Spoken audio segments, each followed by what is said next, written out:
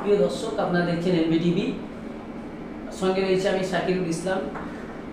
এই মুহূর্তে আজকে আমরা এমন এক ব্যক্তির সাক্ষাৎকার নিতে চলেছি যিনি বাংলায় এক নতুন সাড়া ফেলে দিয়েছেন এনআরসি আন্দোলনের মাধ্যমে। যিনি একাধারে লেখক, সুবক্তা, একজন প্রতিবাদী লিডার, যিনি রাজ্যের বিভিন্ন প্রান্তে এনআরসি আন্দোলনকে কেন্দ্র করে ছুটে বেরিয়েছেন। এখনো পর্যন্ত সবাই যখন এনআরসি নিয়ে কোনো কথাই বলছেন না, এখনো তিনি এনআরসির বিরুদ্ধে একমাত্র ব্যক্তি যিনি এখনো দাঁড়িয়ে রয়েছেন। সবসময় সে যে সরকারই হোক, কেন্দ্র কিংবা রাজ্য, যার ভুল দেখেছেন, যার অন্যায় দেখেছেন, সঙ্গে সঙ্গে প্রতিবাদ করেছেন। তাতে তারা কি হবে না হবে সেসব কিছুই ভাবেননি। আমরা কথা বলছিলাম বিখ্যাত লেখক, প্রতিবাদী বক্তা মানিক ফকিরের। প্রথমেই এনবিটিভিতে আপনাকে স্বাগতম জানাচ্ছি। আপনি বিভিন্ন সময় বিভিন্ন বিষয় নিয়ে কথা বলেন। অনেক ক্ষেত্রে দেখা গিয়েছে আপনার কথাগুলো যেন মুসলমানদের পক্ষে হয়ে যাচ্ছে। অনেকে বলছেন মুসলমানরা নাকি আপনাকে কোটি কোটি টাকা দেয়, তাই জন্য আপনি মুসলমানদের হয়ে কথা বলেন। এটা কতটা সত্য? মুসলমানরা আমাকে দেয়, এটা বাস্তব। আমার কাছে কয়েকটি খবর এসছে ফোনে। আপনাকে কি কোটি কোটি টাকা দেয় মুসলমানরা? না, আমি কি দেয় বলছি, টাকার চেয়েও অনেক বড়। টাকার থেকে তো আরও অনেক কিছু বড় আছে।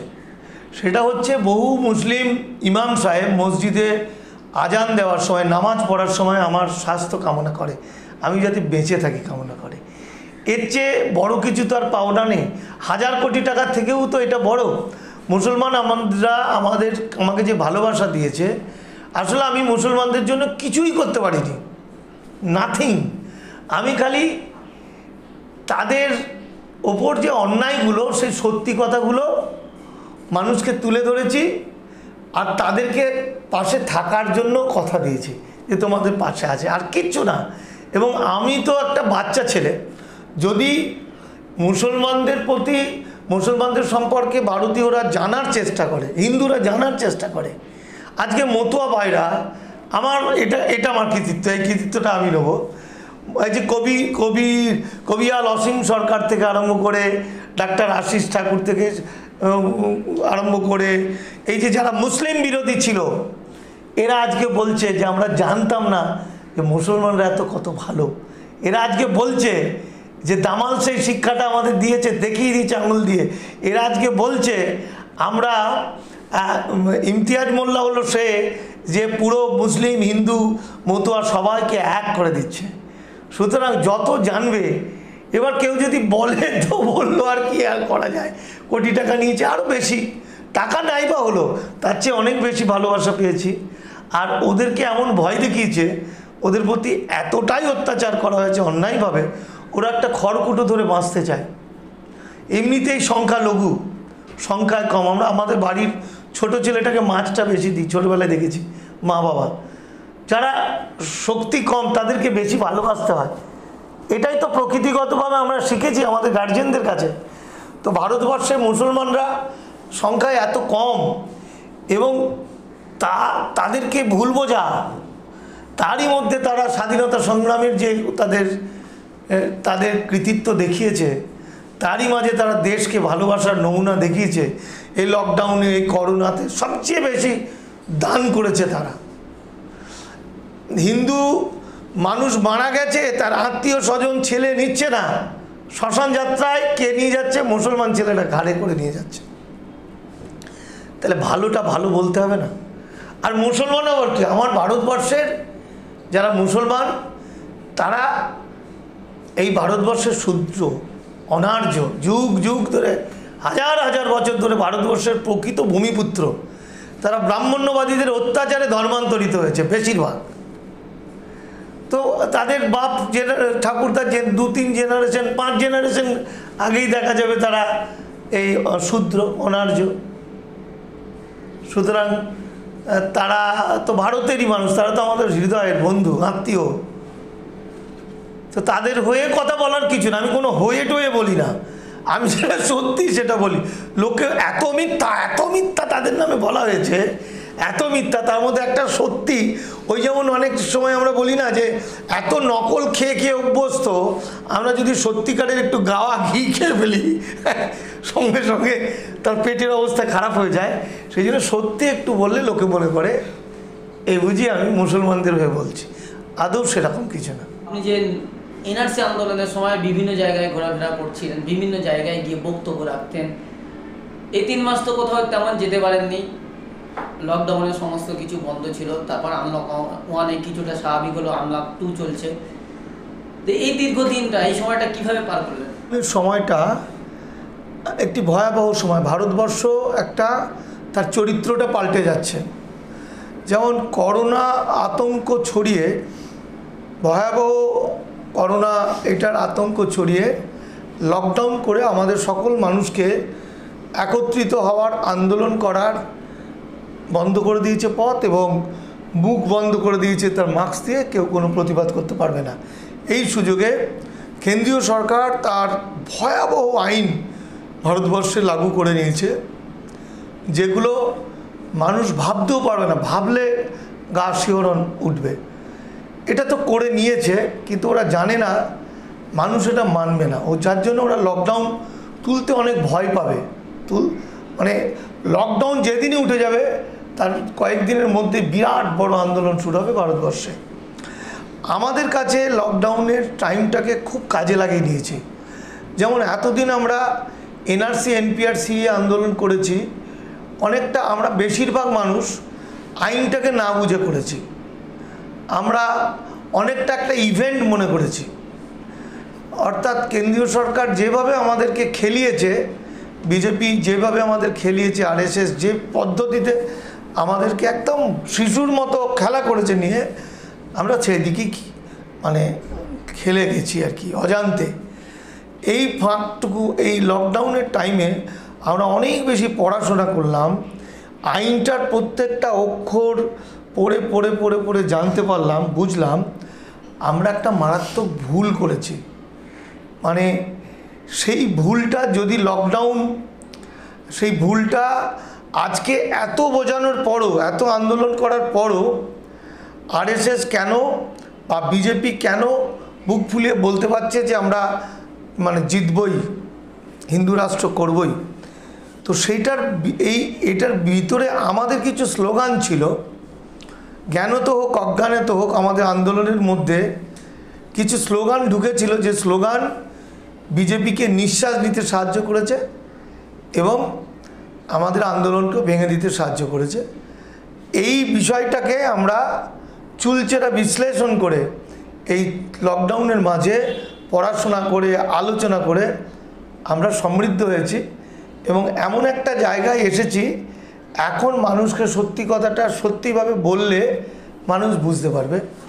এবং এটা একটা এনআরসিরই একটা কাজ, অনেক বড় কাজ আমরা করেছি। লকডাউনের মধ্যে মূলত আইনগুলো খুঁটিনাটিভাবে পড়াশোনা করেছেন, এইভাবেই দিন পাড়ি করিয়েছেন। হ্যাঁ, এখনো পর্যন্ত এনআরসি নিয়ে বলেই যাচ্ছে লাগাতার। যখন সমস্ত সংগঠন, যারা এনআরসি বিরোধী যুক্ত মঞ্চ বলুন, নো এনআরসি মুভমেন্ট বলুন, বা যারা সবাই বিভিন্ন রাজনৈতিক দল বলুন, বামপন্থী বলুন, তৃণমূল বলুন, যারা এনআরসি বিরুদ্ধে লাগাতার আন্দোলন করছিল, সবাই কিন্তু এখন নীরব, চুপচাপ আছে। ঠিক সেই সময় যখন সবাই নীরব আছে, কেন্দ্র সরকার স্বরাষ্ট্র দপ্তর বলছে এনআরসি আপাতত স্থগিত রয়েছে, ঠিক সবাই যখন চুপ, তখন আপনি এখনও বলে যাচ্ছেন যে এনআরসি বন্ধ করতে হবে। এই ধারাবাহিকতা কেন? সবাই যখন বন্ধ করে দিচ্ছে। দেখুন, এনআরসি নিয়ে কিছু মিথ মানুষের মধ্যে ছড়িয়ে আছে, বিশ্বাস, ঠিক আছে? এই মিথগুলো ভাঙার সময় এসছে। যেমন শিক্ষিত, অশিক্ষিত, ইন্টেলেকচুয়াল বিভিন্ন মানুষ মনে করে এনআরসিতে মুসলমানদের সবচেয়ে বেশি ভয়।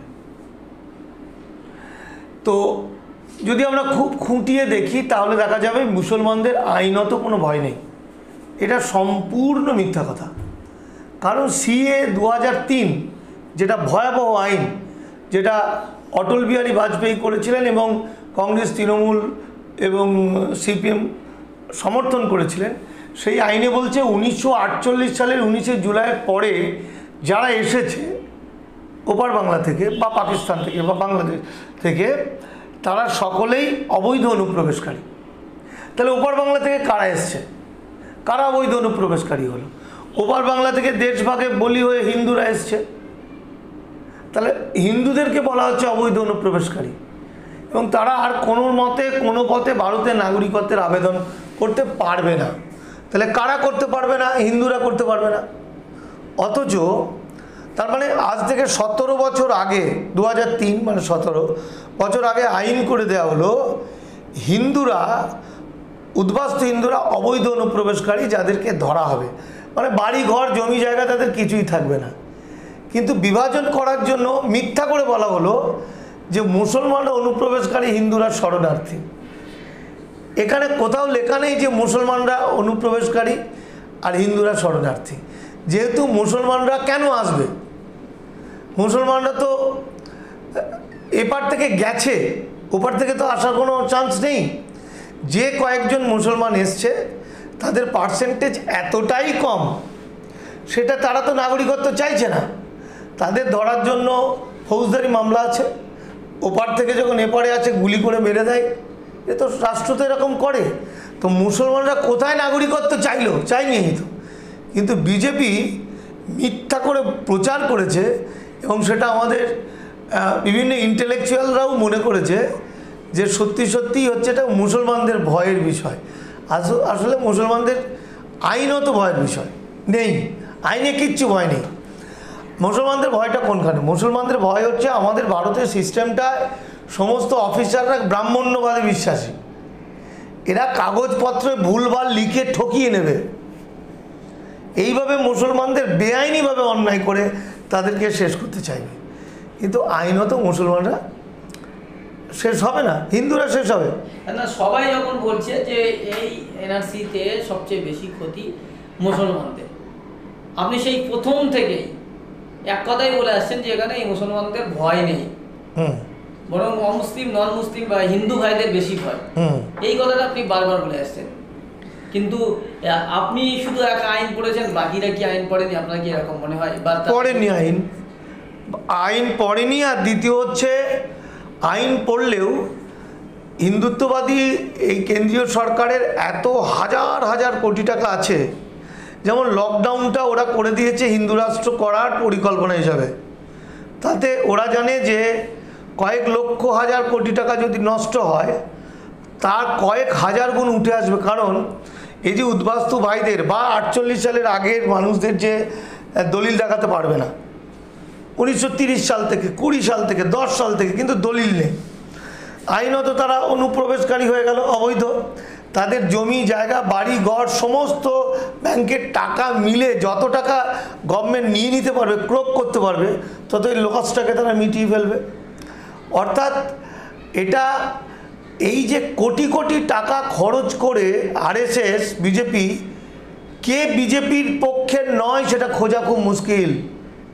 গোপনে নানা রকম কৌশলে আমাদের আন্দোলনকারীদের ভিতরেও ঢুকে আছে মিনি বিজেপি। তারা মানুষকে বিভ্রান্ত করেছে নানা রকমভাবে। আমি বলতে চাইছি যে ধরা যাক একজনের ক্যান্সার হয়েছে, তা ক্যান্সার হয়েছে, মাথার চুল উঠে গেছে, রোগা হয়ে গেছে। তো আমাদের কোনো কোনো আন্দোলনকারী বড় সংগঠনরা বলছে চুল উঠে যাওয়ার ওষুধটা লাগিয়ে দিই। তো আমরা চুল লাগিয়ে দিল, তারপর চুল আবার দেখা গেল চুল গজিয়েছে, সে চুপ করে গেল যে আবার চুল উঠলে আমরা ওষুধ লাগাবো। আমরা বলছি না, চুলটা যে কেন উঠছে, সে ক্যান্সারটা আছে, গভীর ক্যান্সার, ওটাকে নির্মূল করে দাও। ইমতিয়াজ আলী মোল্লা আমার অত্যন্ত প্রাণের বন্ধু, এবং আমরা বলেছি 1000 কোটি টাকা দিলেও মানুষকে কখনো বিভ্রান্ত করবো না, মিথ্যা কথা বলবো না, সত্যিটা তুলে ধরবো। আমরা এনআরসি আন্দোলনের সবচেয়ে ভয়ঙ্কর দিক হচ্ছে সিএ 2003, যেখানে বলা হচ্ছে যার কোনো সবাই অবৈধ অনুপ্রবেশকারী হয়েছে 48 সালের আগের কাগজ দেখাতে হবে, যেখানে বলা হচ্ছে জন্মগত নাগরিকত্বই শর্তযুক্ত করে নেওয়া হলো। আমরা মনে করতাম ভারতের মাটিতে জন্মগ্রহণ করেছি, আমরা ভারতের নাগরিক, কিন্তু জন্মগত নাগরিক তুলে দেওয়া হলো, নাগরিকত্ব শর্তযুক্ত করা হলো। এমনকি এখন যদি আপনারা এখনকার ভোটার কার্ড দেখেন, দেখবেন লেখা আছে ভোটার কার্ডের মধ্যে যে জন্ম তারিখটা লেখা আছে, এই জন্ম তারিখটা কোথাও ব্যবহার করা যাবে না। কি মারাত্মক কথা! একমাত্র ভোটার কার্ডটা তৈরি করার জন্য জন্ম তারিখটা ওখানে লাগছে, বাকি কোনো চাকরি বাকরি পড়াশোনা কোনো ক্ষেত্রে লাগবে না। কত মানুষের কাছে অ্যাডমিট আছে, সবাই কি মাধ্যমিক পাস? তাহলে এনআরসিটা স্টার্ট করে দিয়েছে। এখন বলছে এনপিআর না করতে পারলে ধরতে পারে। এনপিআর হলো ধরার টেকনিক। 2003-এ বলে দিয়েছে অবৈধ অনুপ্রবেশকারী ওপর বাংলা থেকে যারা এসছে বা 48-এর আগে দলিল দেখাতে পারবে না, সেটা ধরার নিয়মটা যতক্ষণ পর্যন্ত মানুষ স্বীকার না করছে ততক্ষণ তো মানুষকে ধরতে পারছে না। এনপিআর ন্যাশনাল পপুলেশন রেজিস্টার একটা ঠকানোর মতো, ওটা কায়দা করে তাদের কাছে জেনে নেওয়া। তো আমরা বলতে চাইছি যে সিএ 2003, একমাত্র সিএ 2003 যদি বাতিল করা যায় তাহলে বাকি সিএ 1900 জন্মগত নাগরিকত্ব ফিরে আসবে, অবৈধ অনুপ্রবেশকারী শব্দটা বাদ চলে গিয়ে সবাই বৈধ হয়ে যাবে। সুতরাং একটাই রাস্তা, সিএ 2003টা বাতিল করা। তাহলে এখন আপনার প্রশ্ন থাকবে, আপনি করতেই পারেন আমাকে, যে তাহলে বলে যেটা নিয়ে এলো এ তো নাগরিকত্ব দেবো বলে, তাই তো? একদম। দেখুন বলে যেটা নিয়ে এসছে সিএ 2019, এটা হিন্দুদেরকে ভাঁওতা দেওয়া হয়েছে, পুরোটা মিথ্যা কথা। যদি কেউ কখনো প্রমাণ করতে পারে যে তে একজনও আবেদন করতে পারবে, একজন হিন্দু আবেদন করতে পারবে, তাহলে আমরা 50,000 টাকা দেবো। বাদে 6টা সম্প্রদায় যারা 2014 সালের মধ্যে এসেছে এবং পাসপোর্ট অ্যাক্ট 1920 আইন অনুযায়ী ছাড় পেয়েছে, অথবা ফরেন অ্যাক্ট যারা ছাড় পেয়েছে 1946-এর ফরেন অ্যাক্ট, তাদের একটা নিয়ম প্রযুক্ত করে তাদেরকে ছাড় দেওয়া হয়েছে। ছাড় দেওয়া হবে কথাটা লেখা নেই, ছাড় দেওয়া হয়েছে, হয়ে গেছে। তাহলে যারা এই শর্ত মেনে যারা আবেদন করেছিল তারা ছাড় পেয়েছে। কতজন আবেদন করেছিল? হয়তো দেখা যাচ্ছে 40,000 জন আবেদন করেছিল, কিন্তু 40,000 জনের মধ্যে পরীক্ষা করে কি দেখেছে, এর মধ্যে বাংলাদেশ, পাকিস্তান, আফগানিস্তানের কজন আছে, এর মধ্যে হিন্দু ধর্মের কজন আছে, মানে দলিল দিয়ে প্রমাণ করেছে, এর মধ্যে ধর্মীয় নির্যাতনের কারণে কজন আছে, এরকম করে বেছে বেছে দেখা গেল ওই 6টা সম্প্রদায়ের মোট 31,313 জন আবেদন করেছে। তাদেরকে অবৈধ অনুপ্রবেশকারী বলা হবে না, তাদের ছাড় দেওয়া হয়েছে। তো তাদের যখন ছাড় দেওয়া হয়েছে, হয়ে গেছে, তাহলে নতুন করে ছাড় দেওয়ার তো কোনো গল্প নেই। এখন আমাদের আন্দোলনটা কি হয়েছিল? তাহলে ওখানে যদি ধরা যায় যে 31,000 ছিল না বাবা, ওটা ছিল 32,000 কি 35,000, 4,000 মুসলমান আবেদন করেছিল, মুসলমানদেরটা বাদ দিয়েছে। তাহলে আমার নীতিগত প্রশ্ন, ওই মুসলমানদের নাগরিকত্বটা ওইটার মধ্যে ঢোকানো হলো না কেন? নীতিগত, প্র্যাকটিক্যালি কিন্তু নয়। প্র্যাকটিক্যালি কি, যে এইটা তাহলে আবেদন করা হয়ে গেছে, মুসলমান তাহলে মিথ্যা করে বলছে মুসলমান বাদে যে কেউ আবেদন করতে পারে, হিন্দুরা 6টা সম্প্রদায়। তাহলে মুসলমানরা আবেদন করতে পারছে না মানে বেঁচে গেল, বিপদে পড়লো না। আর হিন্দু থেকে বৌদ্ধ, খ্রিস্টান, জৈন, পার্সি তারা আবেদন করলো মানে মরে গেল, তার কারণ আবেদনের তো ডেট চলে গেছে, আর তারা তো কেউ ওই কাগজগুলো দেখাতে পারবে না। ধর্মীয় নির্যাতন হয়েছে মানে বাংলাদেশ থেকে নির্যাতিত হয়েছে, তার FIR কপি, বাংলাদেশে বাড়ি ছিল তার দলিল, 2014 সালের আগে এসছে তা বাংলাদেশের কোনো কাগজ দিয়ে প্রমাণ করা, ঠিক আছে, বাসায় হিন্দু, বাংলাদেশের কোনো কাগজ, এগুলো কেউ হিন্দুরা দেখাতে পারবে না, আর দেখিয়েও লাভ নেই। কিন্তু বিজেপি এত শয়তান, ওরা একটা অফিস খুলে বসবে যে জমা দাও, নাগরিকত্ব দেওয়া হচ্ছে, এবার যারাই জমা দেবে তাদেরকেই ধরে নেবে, বোঝা গেল? তাহলে সেই জায়গাতে আপনি তাহলে বলতে চাচ্ছেন এটা এনআরসি যে 2019 সিএ, এটা নাগরিকত্ব দেওয়ার আইন না, নাগরিকত্ব কেড়ে নেওয়ার আইন। প্রথম কথা, নাগরিকত্ব কেড়ে নেওয়া, দেওয়াও না নেওয়াও না, কিন্তু টেকনিক্যালি ধরে নেওয়ার, নাগরিক যদি এরা যেহেতু নাগরিক ভোট দেয়, এদেরকে ধরে নেওয়ার জন্য, যেমন শান্তনু ঠাকুর মতুয়াদের এমপি, ও মতুয়া কার্ড দিয়েছে, কবে বাবার ঠিকানা মায়ের ঠিকানা বাড়ির সব করে অমিত শাহকে জমা দিয়েছে 4 লাখ মতো, আমি শুনেছি। তাহলে ওই 4 লাখ আগে ধরা পড়বে, কারণ 2003 অনুযায়ী ওরা অবৈধ অনুপ্রবেশকারী হয়েছে। আমাদের বুদ্ধিজীবীরা ওরা তখন ওই যে 31,313 জন পেল, তার বেশি লোক পেল না, কেন মুসলমানরা পেল না, ওইটা নিয়েই হিন্দু মুসলমান বিভাজন করে ফেলেছে। ওটাই তারা বলছে তাহলে মুসলমানরা পেল না। এটা একটা নীতিগত জায়গা, প্র্যাকটিক্যাল জায়গা নয়, নীতিগত জায়গা বলে পুরো আন্দোলনটাই মনে হলো হিন্দু মুসলমানের আন্দোলন, মুসলমানদের বঞ্চিত করলো, হিন্দুদের নাগরিকত্ব করলো। এই পোলারাইজেশনটা আরএসএস করে ফেললো, হিন্দু মুসলমান হিন্দু মুসলমান। আসলে হিন্দু মুসলমান নয়, মুসলমানরা বেঁচে গেল, মুসলমানরা আবেদনও করবে না, কিছুই না করার দরকারও নেই, হিন্দুরা তো ধরা পড়ে যাবে। তাহলে এখানে আমাদের বলতে চাইছি, আমরা দামাল অর্গানাইজেশন থেকে বলছি যে আমরা কথা প্রসঙ্গে যখন বক্তব্য রাখবো তখন বলবো নীতিগত কারণে ক্যাতে 31,313 জনের জায়গায় 35,000 হতো মুসলমানের নামটা দিতে, সংবিধানে 14 নম্বর ধারা ভায়োলেট হয়েছে, এটা বলতাম। কিন্তু ওইটা হাইলাইট করতাম না, হাইলাইট করতে হবে সিএ 2003টা বাতিল করো। সিএ 2003 বাতিল হলে 2019 এমনি বাতিল হয়ে যাচ্ছে। সিএ 2003 বাতিল মানে জন্মগত নাগরিকত্ব ফিরে আসছে, সিএ 2003 মানে সবাই অবৈধ থেকে বৈধ হয়ে যাচ্ছে। তাহলে মূল কেন্দ্রবিন্দু আমাদের সিএ 2003 বাতিল করো। আমরা বলতে চাইছি, এবার দেখুন কিভাবে বিজেপি আমাদের সঙ্গে কায়দা করে নিল, এবং বুদ্ধিজীবীদের মাথায় টুপি পরিয়ে। বেশিরভাগ বুদ্ধিজীবী ভালো মানুষ, তারা মানে না জেনে ফেসে গেছে। দেখুন আমাদের স্লোগান ছিল no NRC, no NPR, no CA. আচ্ছা, বোঝা গেল যে যেহেতু এনপিআর এবং এনআরসি হচ্ছে 2003-এর আইনে, তাহলে 2003 আইনটা যেহেতু ভয়ঙ্কর, সুতরাং নো এনআরসি নো এনপিআর ঠিক আছে, আমরা মানি না, ওই আইনটা না বাদ দিলে আমরা মানি না।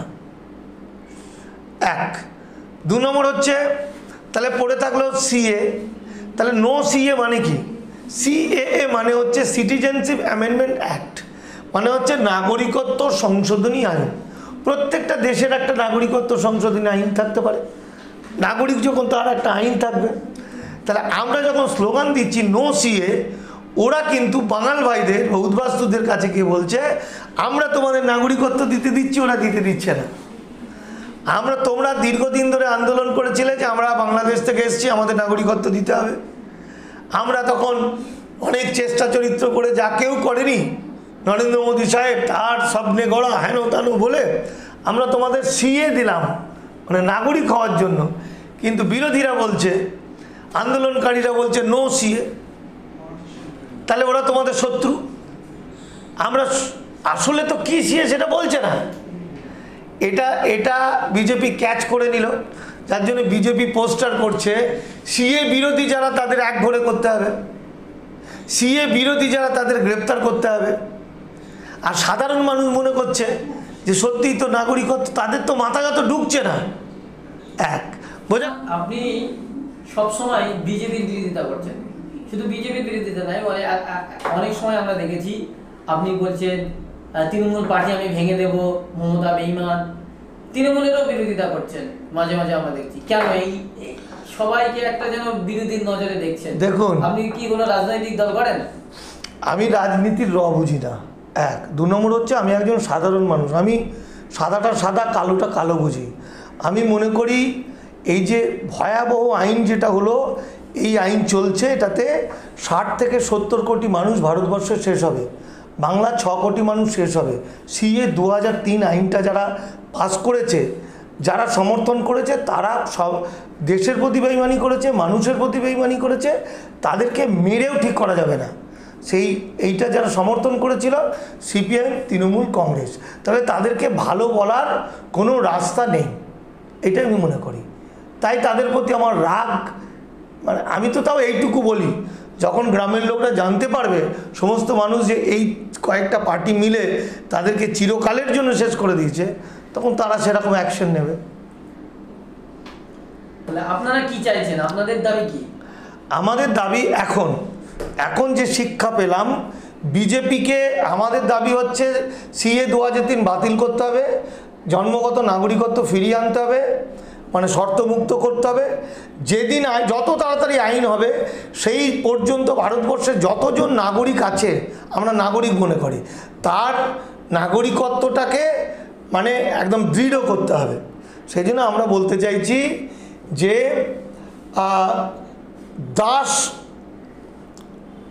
দাস বানানো সিএএ গুলো মানি না, যে সিএ দাস বানাবে সেগুলো মানি না।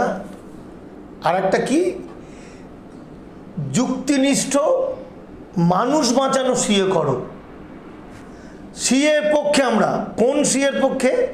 যে সিএতে আজ যেদিন আইন হবে সেই দিন পর্যন্ত সকল যারা বসবাস করছে তারা নাগরিক হবে, একজনকেও বাদ যাওয়া যাবে না। আমরা বলছি সেই সিএ করো। আমরা সিএ চাইছি, আমরা সেই সিএ চাইছি যে সিএতে কেউ দাস হবে না। এটাই হচ্ছে আপনাদের চাও। হ্যাঁ, আমরা দেখি 2021 বিধানসভা নির্বাচন যত কাছাকাছি আসছে তত কিন্তু বিজেপি রাজ্যে কিন্তু দাঁত বাতাতে শুরু করেছে। সেক্ষেত্রে আপনারা বিজেপির বিরোধিতা যত করছেন তত কিন্তু বিজেপি রাজ্যে বিশেষ করে পশ্চিমবঙ্গে কিন্তু দিল হচ্ছে। এটা নিয়ে কি ভাবছেন? না, এটা ভুল হচ্ছে। তার কারণ হচ্ছে 70% বুথে বিজেপি এখনও বুথ কমিটি তৈরি করতে পারেনি। আমি বিজেপির রাজ্য কমিটির একজনের বক্তব্য আমার বন্ধু বলেছে, তারা তাকিয়ে আছে কংগ্রেস সিপিএম কখন ভোট কাটাকাটি করবে, তারপর ওরা জিতবে, নেপই মারে দই টাইপের। এখন আমাদের কাছে কে এলো গেল আমাদের কাছে রাজনৈতিকভাবে সেটা খুব বড় নয়। আমরা নন পলিটিক্যাল অর্গানাইজেশন, আমরা কোনো রাজনৈতিক না দল নই, কিন্তু আমরা বিজেপিকে পশ্চিমবঙ্গ ঢুকতে বাধা দিতে যা যা করতে হয় তাই করব। মতুয়ারা বিজেপি ছেড়ে বেরিয়ে চলে আসছে, তারা একত্রিত হয়েছে। মুসলিম ভাইরা তারা একত্রিত হচ্ছে, আদিবাসীরা তারা একত্রিত হচ্ছে, দামাল মালা গাঁথার মতো সবাইকে এইগুলো গেঁথে ফেলেছে। এই ফোর্সটা যত তাড়াতাড়ি পারি আইনটা তাদের কাছে বুঝিয়ে দিতে পারবো। আমরা জনগণের কাছে, আমাদের জনগণের কাছে জানতে চাইব তারা কি করতে চাইছে। তারা যদি মনে করে কোনো একটি রাজনৈতিক দলকে সমর্থন করবে তাহলে করবে বিজেপিকে আটকাতে।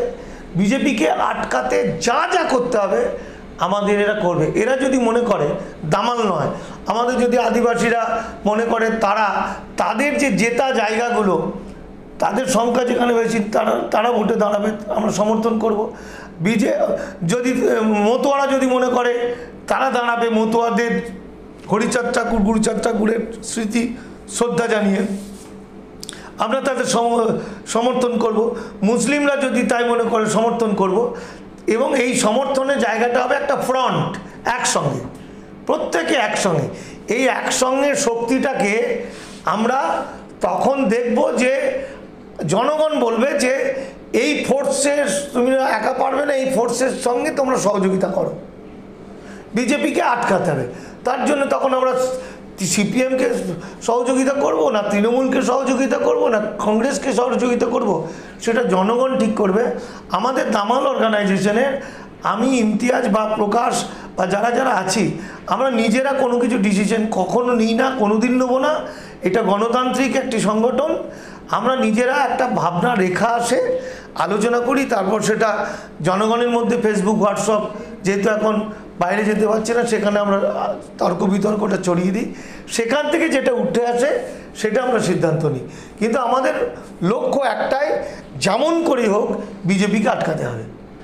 আপনাদের সহকারী বলা যেতে পারে, সহকর্মী বা আপনাদের আন্দোলনের সঙ্গী যারা ছিলেন, সাফুরা জারগা, তারপরে শারজিল উসমানী, আরও অনেকেই, তাদেরকে গ্রেপ্তার করা হচ্ছে। শারজিল ইমাম, তারপরে ডক্টর কাফিল খানকেও গ্রেপ্তার করা হয়েছে। এই যে যারা আন্দোলন করেছে আজকে গ্রেপ্তার করা হয়েছে, কি ভাবছেন এই বিষয়গুলো নিয়ে? তাদের নিয়ে কি ভাবছেন? দেখুন, এই যাদেরকে গ্রেপ্তার করা হচ্ছে এরা আমাদেরই এক একটা অংশ। আমাদের হৃদয় শারজিলকে বা কাউকে যখন গ্রেপ্তার, আমার ওই বোনটিকে যখন গ্রেপ্তার করছে সাফুরাকে, যেন আমারই বোনকে গ্রেপ্তার করলো, তাই তো? সেইখানটায় আমাদের মনে হয়েছে গ্রেপ্তারের কারণটা কি। গ্রেপ্তারের কারণটা কিন্তু আমাদেরকে ফাঁদে ফেলে ওরা বলছে সিএ বিরোধী, ওই যে একই জায়গা। এরা কিন্তু কেউ সিএ বিরোধী নয়, এই সিএ বিরোধী যে সিএতে কোনো কেউ নাগরিকত্ব পাবে না, এই সিএ বিরোধী, সেটা প্রকাশ করতে পারেনি বলে জনগণের মধ্যে একটা অংশ মনে করছে বেশ করেছে এরা সিএ বিরোধী, মানে এটা ফাঁদে ফেলে দিয়েছে। আসলে যদি ওখানে বোঝানো যেত যে আমরা এই যে সিএটা করেছে এই সিএটা মানি না, এই সিএতে কেউ নাগরিকত্ব পাবে না, আমরা যে 2003-এর যে সিএ তার বিরোধী, তাহলে পরে বেশিরভাগ মানুষ বুঝতে পারতো। এবার আমাদের এখানে করবে, এই কারণেই করবে, ওদের মূল এজেন্ডা, ওরা ভয় পাচ্ছে মুসলমানদের, কারণ মুসলমানরা অনেক বেশি সচেতন, মুসলমানরা অনেক বেশি সংঘবদ্ধ, তারা অনেক বেশি লড়াইয়ের জাত, লড়াই করতে পারে। ফলে মুসলমানদেরকে এই এনআরসি আন্দোলন থেকে যদি সরিয়ে দেওয়া যায় তাহলে পরে উদ্বাস্তু ভাইদেরকে ধরে নিতে পারবে, বা 48-এর আগের যে ঘটিয়ে পারে যাদের কাগজ নেই তাদের ধরে নিতে পারবে। মুসলমানদের ভয় দেখাচ্ছে, সিএ 2019 মুসলমানদের আতঙ্কিত করা এবং হিন্দুদেরকে ভাউতা দেওয়াটাই হচ্ছে আইন। তো আমরা কি বলবো, আমরা আমাদের সব রকম শক্তি দিয়ে চেষ্টা করব আমাদের সাথীদেরকে মুক্ত করা, কারণ তারাই হচ্ছে নতুন সূর্য। এই ছেলেগুলো, এই মেয়েরা, এই জেএনইউর হোক, আর আমি যাদের কথাই বলছি, এই ছাত্রছাত্রীরা, এরাই ভবিষ্যৎ, এরাই প্রকৃতপক্ষে 2003-এর আইনটাকে বাতিল করার ক্ষমতা রাখে এবং হিন্দু মুসলমানের মিলন মন্দিরকে এরাই তৈরি করবে ভারতবর্ষকে। সুতরাং এদের গ্রেপ্তার করা মানে আমাদের গ্রেপ্তার করা। একেবারে শেষ মুহূর্তে, শেষ পর্বে চলে এসেছি। আমরা মানিকবাবুর কাছ থেকে একেবারে শেষ কথা বলবো বা শেষ প্রশ্ন করবো।